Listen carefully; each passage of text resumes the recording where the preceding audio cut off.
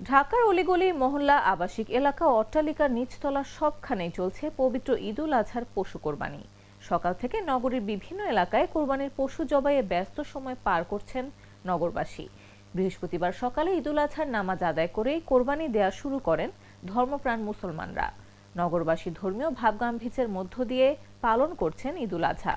এদিকে শিশু কিশোরদের মধ্যেও ঈদের উচ্ছ্বাস ছিল চোখে পড়ার মতো। নতুন পোশাক পরে তার কুরবানির পশুর মাংস কাটা দেখছে। কেউ কেউ বড়দের কাজে সহায়তা করছে। সকালে রামপুরার জামতলায় গলিতে দেখা যায় কয়েকজন যুবক মিলে গরু জবাইয়ের প্রস্তুতি নিচ্ছেন। সেখানে দাঁড়িয়েছিলেন শিশু সহ নানা বয়সের মানুষ। স্থানীয় বাসিন্দা মোহাম্মদ মহিউদ্দিন বলেন, কোরবানি শুধু পশু জবাই নয়, এটি ত্যাগের শিক্ষা দেয়। আমরা প্রতি বছর পরিবারের সবাই একত্রিত হয়ে কোরবানি করি। এতে আত্মীয় স্বজন ও প্রতিবেশীদের মধ্যে সম্পর্ক আরও দৃঢ় হয়।